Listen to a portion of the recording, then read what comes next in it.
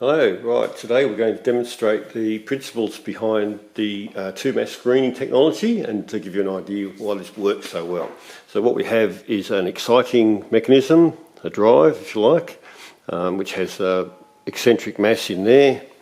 You see we turn it on and it spins.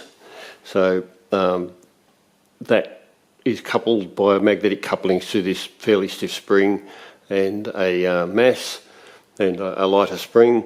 When General Kinematics originally provided the test rig to us here at iPut, it came with this 351 gram mass, but the engineer says, well, you know, a trough is always heavier than the exciter, so let's just get a different mass and see how that goes.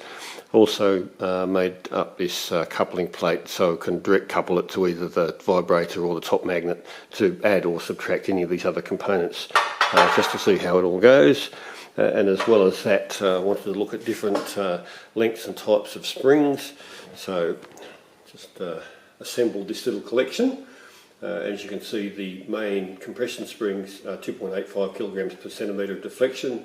The spring that it came with is the one on the right, being 40.41 kilograms per centimetre. Currently got the second one, which is just on double that at 0.79.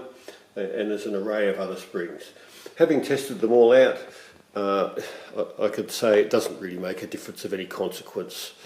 You're more likely to get a bit of shaking motion. The shorter, stiffer ones, or even the longer, stiffer one, don't materially add to the demonstration. So there it is. This is for a quite small motor, the sort of forces you get out of it. But the important thing I want to show you is you cannot get this out of it by coupling it up as a brute force screen, which was a bit of a surprise to me, but nevertheless it is. I'll pick it up, it's still pretty keen to keep going because it's just the way the energy actually works and the springs work in cohort with each other. So even that I've nearly got the top spring completely collapsed and yet it's still putting quite a lot of energy in and it's pushing my finger up and down obviously. So if you took it initially as a brute force, the brute force weighs just a little bit less actually, but than what this thing does. So that's at least one reasonable representation of brute force.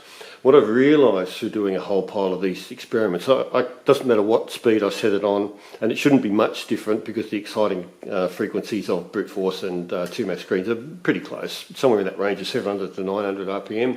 And for a given application, typically 20, 30 to 50 RPM apart. So what I've determined is that what really needs to happen is that exciter mass needs to be significantly increased.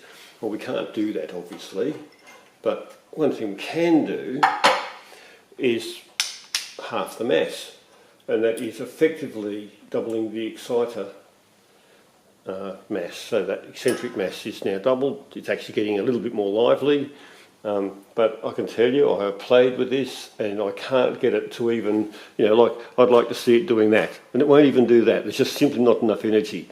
So that just by itself excuse me, graphically demonstrates why there is such an efficiency to be gained from the 2-mass screens. So we'll now demonstrate what this original lighter mass looks like, and it's just a yet again more effective demonstration. But that's the purpose of trying this heavier mass, is just to show you that it's not spelt and mirrors, it's quite a real thing. So I'll just turn that around so I can get at it.